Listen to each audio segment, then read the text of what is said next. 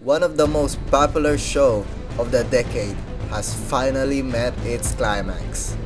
And as with any show that is crazy popular, its ending, well, let's just say it's very controversial. AOT's ending was polarizing, causing a divide in the fandom, whether it was a good ending, okay, or an ending that completely destroys the series like Game of Thrones. I'm like, what do you say fuck me for? But before we talk ending, let's first talk about the journey, cause what a hell of a journey it was. 10 years of masterclass from a show is kind of unheard of, but AOT somehow did it. From season 1's Eren death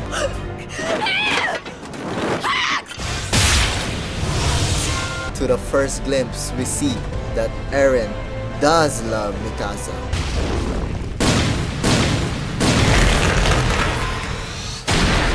To Pixies, I don't know why I just wanted to show love to Pixies because I love this old man. Also, we got this foreshadowing. 敵は巨人だけじゃない。その時に誰かが言ったそうな。もし人類以外の強大な敵が現れたら、人類は一丸となり争いをやめるだろうと。お主はどう思うかの？そんな言い伝えがあるんですか。その強大な敵にここまで追い詰められた今でも一つになったとは言い難い状況だと思いますので。ああ、そろそろ一つにならんとな。Everyone should know how prevalent this foreshadowing is. To the first appearance of Annie's female titan. To Eren dying again. To everyone loving Levi.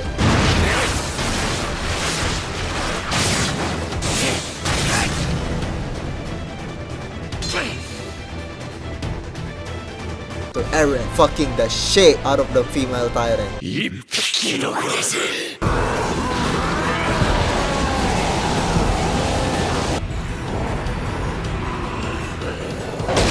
I mean, this first season was such a perfect introduction to the show.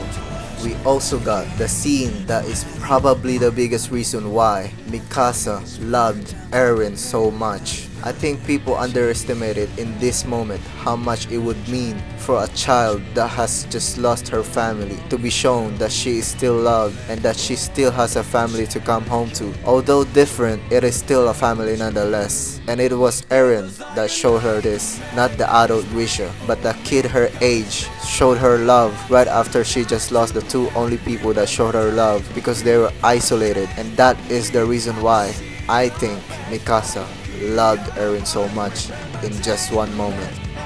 The mysteries that this anime builds up is unlike anything I've ever seen on anything, any shows, any anime, while also delivering on answering said mysteries and also making complete sense is the reason why I think this anime is so goated. The foreshadowing in this show is also masterful. This show probably has the most rewatchability of any show out there. I mean, if you watch season 1 while also knowing what happens in season 3, not even season 4, just in season 3, would blow your fucking mind how much detail you would catch just by knowing what happens in season 3. In season 2, we get the greatest villain reveal ever. I don't care what anyone says, it's the fucking GOAT. Everyone casually talking while the red flag gets blown out by the wind, preparing the viewers for what's to come. Then the scene happens. I don't really need to say anything more about this scene. Just amazing,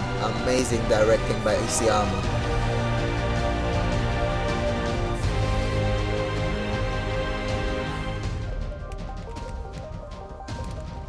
そうか、俺たちはガキで何一つ知らなかったんだよ。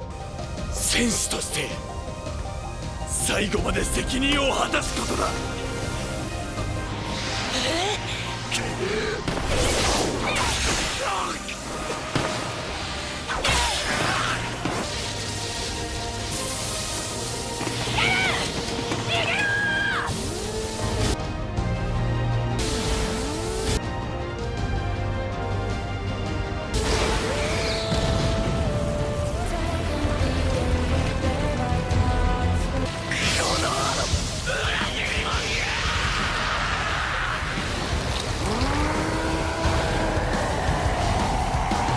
Also in season 2, we get the line that is very prevalent in the whole show. Eren questioning who is supposed to be the enemy. Our first indicator that the Titans are not the be-all and end-all of the world's pain.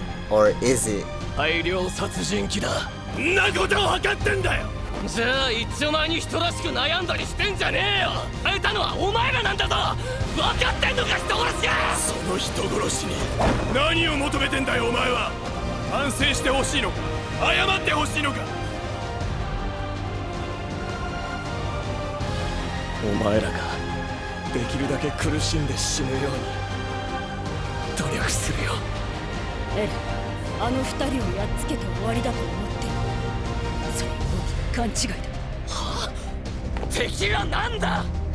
敵？そりゃ言っちまえばユミル、この世界に先がないってなんだ。猿ってなんだ。どういうことだ。おいおい言えよ。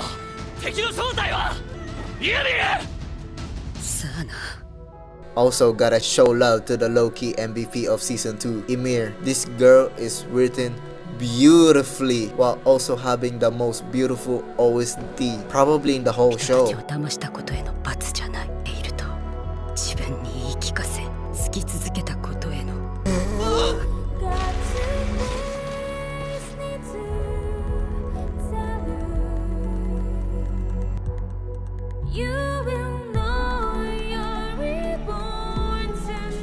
再び目を覚ますとそこには自由が広がっていた。その気まぐれさに笑うしかなかった。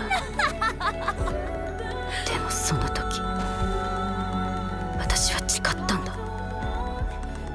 もう嘘をつくのは終わりだ。もう二度と自分には嘘をつかない。自分に正直に生きようって。Season 3 Part 1 is pretty much Erwin's and Historia's season. We get to see Erwin being an absolute genius, having plans for everything, being always 10 steps ahead, overthrowing a government based on his plans / gambles. But we also see the dark side of his genius, his gambles. Erwin being 10 steps ahead comes at a cost of people dying, their comrades dying. わしはお主と違って賭け事は好まん。またお主らと違って己よりも生き残る人類の数を尊重しておる。お主の提案にのいつか人は争いをやめるとか誰かが歌っておったが、それはいつじゃ。人類が一人以下まで減れば人同士の争いは不可能になります。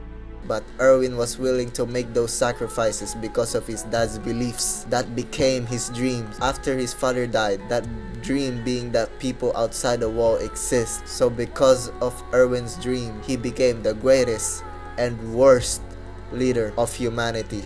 A full parallel to Armin. Season 3 also gave us arguably one of the best written side character ever, Kenny Ackerman. Kenny went from chasing, wanting power because power is all he's ever known. But after meeting the former founding titan Yuri, Kenny met someone who is all powerful. But still with all the power in the world, Yuri still showed compassion towards Kenny. After their meeting, they become friends. But their ideology never met eye to eye. One who has the power but seemingly still being compassionate, the other wanting the power but he thought he's not the kind of man who shows compassion to anyone. After Yuri's death, Kenny still chased power, but he wanted power because he wanted to see what it would be like to be compassionate. In his own words, 俺でも君にも等しい。それを手にしたやつはみんな慈悲深くそうなっちまうのか。知りてえんだ。ここから一体どんな景色が見える。俺のような怪盗な景色を見ることができるのか。 we see Kenny take Levi in when he was a kid. Kenny taught Levi everything he can. Then he leaves because he was getting too attached to Levi. In his own words, I'm not cut out to be someone's father. 親に変われるほどできた人間じゃねえ。俺は人の親にはなれねえよ。 In this scene, we also see Levi being open, showing emotion for the first time. ただの兄貴だ。あの時なんで俺から去っていった？ Since the OVA, or when the Levi's squad got killed, we also got one of the best quotes in AOT from Kenny when he realized that Yuri wasn't being driven by compassion. The reason Yuri didn't fight or didn't want to fight, although he probably wanted to, was because he was a slave to his memories or the vow renouncing war. Therefore, we get Kenny's iconic quote, "Everyone has to be drunk on something to keep going. Everyone is a slave to something." みんな何かに酔っ払ってねえとやってられなかったんだな。みんな何かの奴隷だった。あいつでさえも。And it's crazy how prevalent this quote is, not only in the series but in the real world as well. And it came from someone who just lasted 10 episodes. Truly an amazing side character. Whose side character is doing that? No one. Everyone is a slave to something. Kenny, a slave to power. Levi, a slave to his promise towards Erwin. Erwin is a slave to his dreams. The founder Emir is a slave towards King Fritz. Mikasa was a slave towards Eren. And finally, Eren is a slave to freedom. 俺は自由の奴隷だ。バカなことを。 Just beautiful writing here from Isayama. There's even more to the correlation between this quote and the show.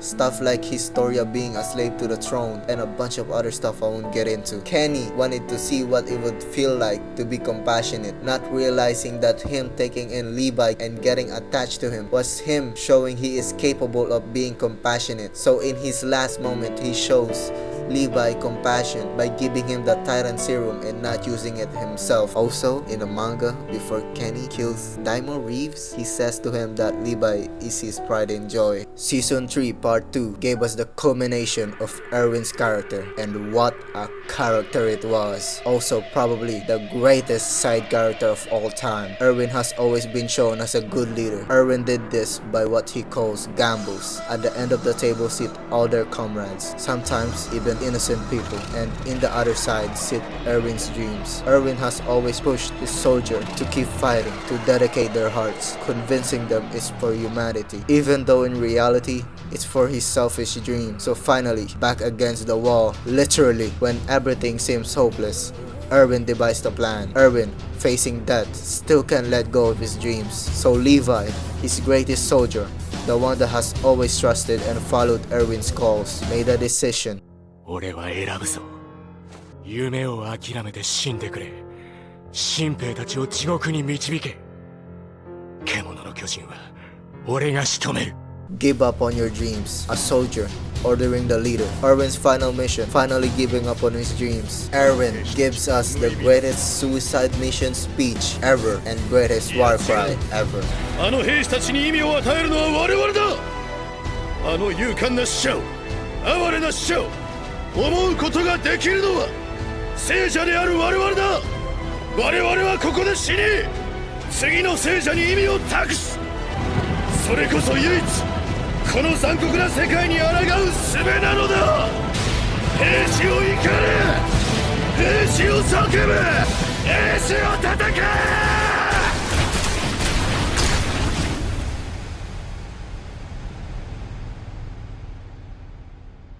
Then Levi absolutely obliterate the Beast Titan, starting the greatest bullying, the greatest one-sided match ever. 何も見えない。目をやられたのか。さっきは随分と楽しそうだったな。糖質か。ダメだ、胸あら。もっと楽しんでくれよ。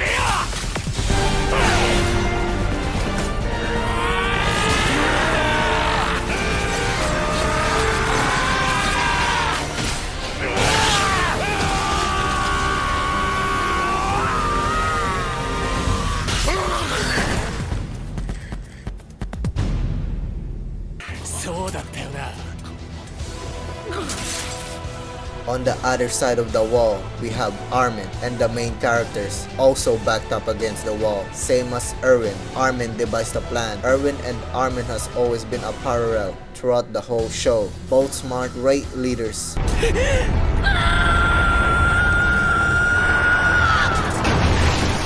both wanting to uncover the mysteries of the world. But the similarities stop there, kind of, cause unlike Erwin, Armin gave up on his dreams faster and made the decision himself. Also, Armin's plan to take down the colossal titan only involved in him dying, making him the ultimate hero. Again, beautiful writing from Isayama, tying both Erwin's and Armin's character together while also having a beautiful and fitting end for Erwin's character, the amazing selfish leader making the ultimate sacrifice, while Armin's leader character arc starts. Season 4 Part 1, we get introduced to Gabi's character, probably the most polarizing character in the show. Some people love her, some people hate her. Personally, I love her. From the first episode we see Gabi in, we see a lot of similar characteristics from Gabi to Eren. Gabi is confident, rash, skilled, and most importantly, angry, same as Eren. Their parallels doesn't stop there, because in episode 6 we pretty much get a callback from the first episode of the show, but this time Gabi is Eren. Gabi gets her home trampled, destroyed, just like Eren from season 1. Also, after getting her home destroyed, she seeks revenge, just like Eren. All this is why I love Gabi. She is supposed to represent the cycle of hatred. At this moment, Gabi is imprisoned by her hatred. Then we get into the scene with Sasha's father spitting some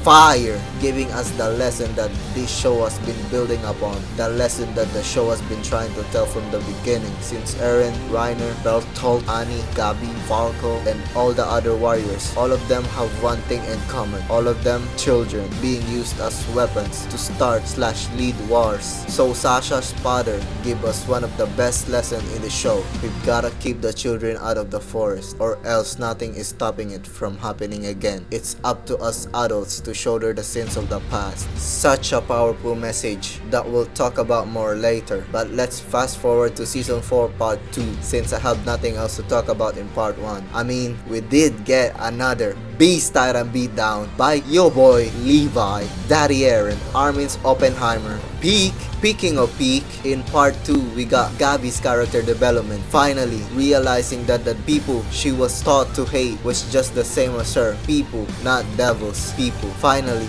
Gabi was released from her prison, released from her hatred, released from the forest. 悪魔なんていなかった。島に人がいるだけ。ライナーの気持ちを私たちは見たわけでも。ずっと同じことを繰り返してる。ごめんね、ファルコ。Also, so far, we've seen a lot of similarities with Eren and Gabi, and in this scene, we see Gabi being freed from her prison, whilst Eren never got freed from his prison. Just a nice thought. In part 2, we got a lot of peak fiction moments. The whole Two Brothers episode, an episode about three brothers, Eren and Zeke, Falco and Colt, Galliard and Marcel. Rip Galliard, rip the GOAT. Big Sis. Also, the first part of Eren's decapitation. Don't miss. In the heat of battle, he don't miss. No. In the heat of controversy, he don't miss. Next episode, we get the greatest plot twist in television. Eren being the mastermind all along. When I was watching the end of season 3, I thought that Eren was somehow being manipulated by the Attack Titan, because Kruger said that the Attack Titan was always seeking freedom. So I thought that that's the reason why Eren is so fixated on the idea of freedom, and boy was I wrong. I never expected it to be reversed. Eren is the reason why the Attack Titan is always pushing towards freedom. Just such a goated plot twist. Also, shout out to Grisha's VA. Dude is amazing. Whenever he's on the screen, he always steals the show.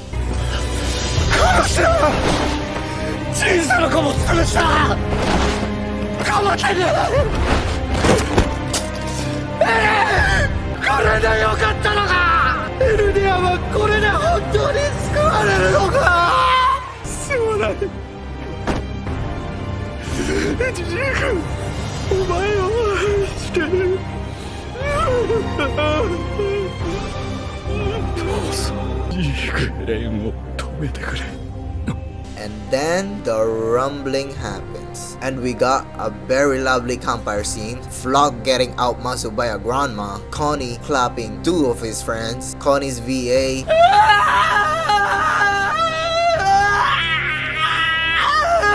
Connie showing him,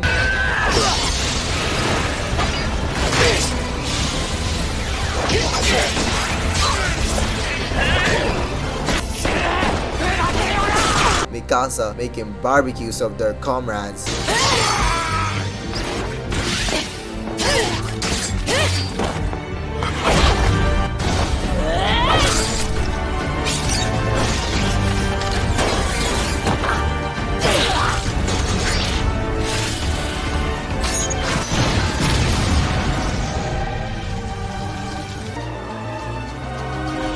Annie using people as footballs, Falco being a falcon, yes, they fly now, and Flock being a badass?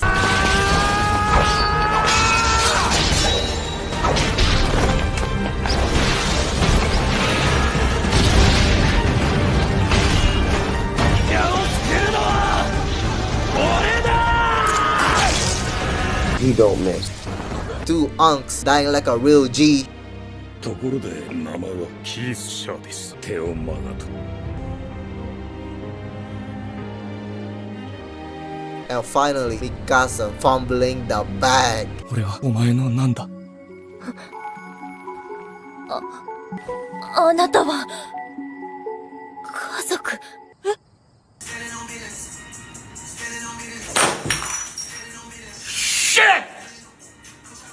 ようやく来たって感じだ。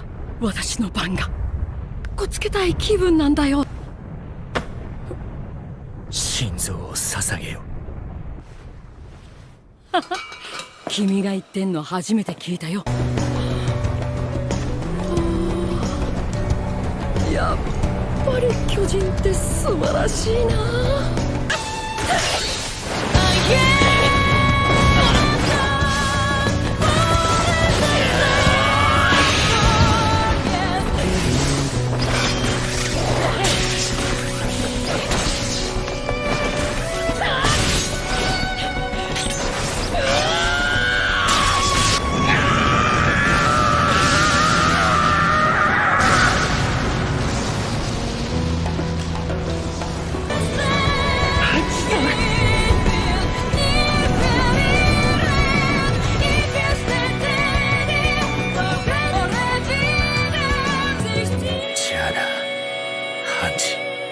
ハンジ、お前は役目を果たした。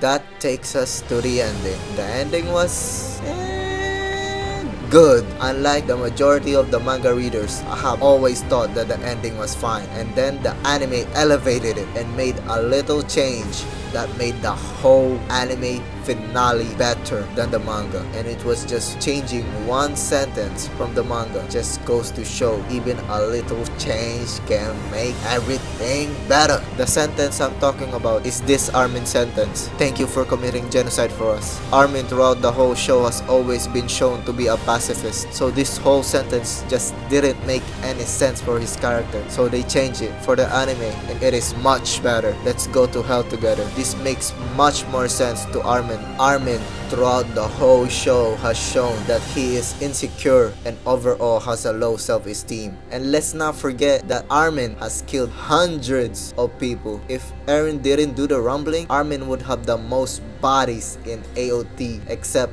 probably Bertolt. With that being said, at their end scene, Armin didn't think that he was in the right position to judge Eren. Armin didn't think of himself being better than Eren. He thought that they were the same, so Armin decided to let Eren know that he won't be alone. Armin and Eren shouldered the sins of the past. In the end, Armin becomes kind of a spokesperson, a storyteller, which is very fitting for his character. Also, he was the last to die of the trio. Speaking of the trio, Mikasa was the reason that Tyrant Curse got lifted, which a lot of people also find very confusing, so I'll try my best to explain it. Founding Ymir was a slave to her love towards King Fritz. With all the power in the world, she couldn't let go of her love towards King Fritz. Even when she died, she still held on to her love, which caused the Tyrant Curse to last for 2,000 years. And for all those years, she searched for someone to release her from her suffering. Eren thought it was him because their mindset did align. At first, both of them hated being a slave, but that wasn't the actual person she was searching for. Cause yes, Ymir had a lot of hate in her heart, but there's more love in her heart than hate. I mean, it is the reason she kept living for 2,000 years, because of love. For all those years, she was really searching for someone similar to her, a girl bounded to her love towards someone. And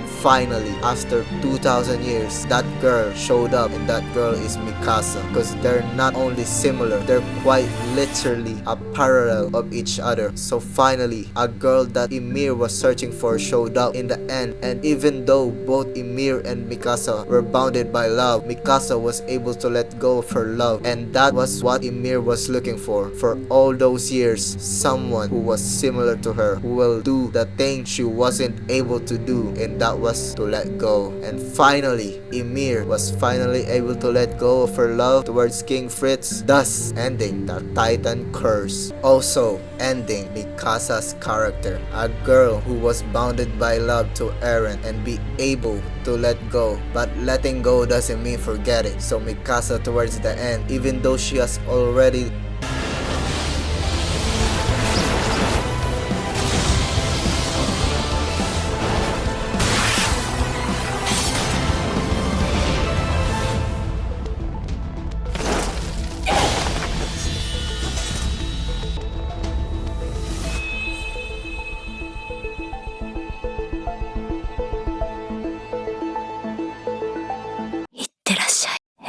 let go of her love, she'll never forget her love towards Eren. So she dies and get buried next to Eren, written on her gravestone, forever be the one, thus ending her character. Also, she died second of the trio, which meant the trio died in order of their race towards the tree. Eren dying first made complete sense, cause like they said, they always felt like they were chasing Eren, always looking at Eren's back as Eren kept moving forward without stopping. Levi finally achieved his goal of killing Zeke, and finally seeing the purpose of him and his comrades gave their hearts out for. Lost 3 fingers, lost an eye, pretty much lost both of his legs, and was still able to give us one last badass scene.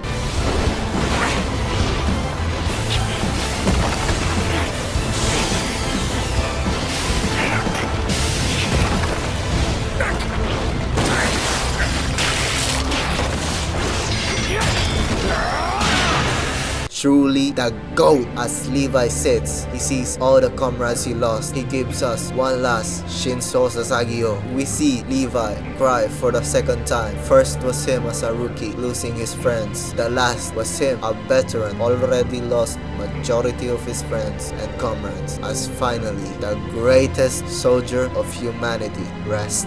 We see Levi in his last scene feeding struggling kids, a fitting end for Levi since he grew up in the underground, struggling, having to steal to keep living. Also, why didn't they animate the picture of Gabi and Falco pushing Levi's wheelchair in the manga? Levi pretty much being Gabi and Falco's grandpa was really cute. A shame they didn't animate it. John and Connie lives. Connie's mom turned back into a human, so W for him. John finally secured a bag. John and Eren's friendly rivalry continued until the very end. And hey, at least John secured Mikasa. And people gotta stop speculating about him not being John, because it makes so much more sense for it to be John. Also would make it a lot less weird, because John understands how important Eren is to Mikasa. Also, Eren is one of John's best friends, so it makes sense for him to keep visiting him. And yes, the ending scene makes complete sense. The ending scene is also better in the anime than in the manga. It's just a lot clearer in the anime that Eren bought his friends and Paradis a lot of time. In the manga, it just looks like it's about 100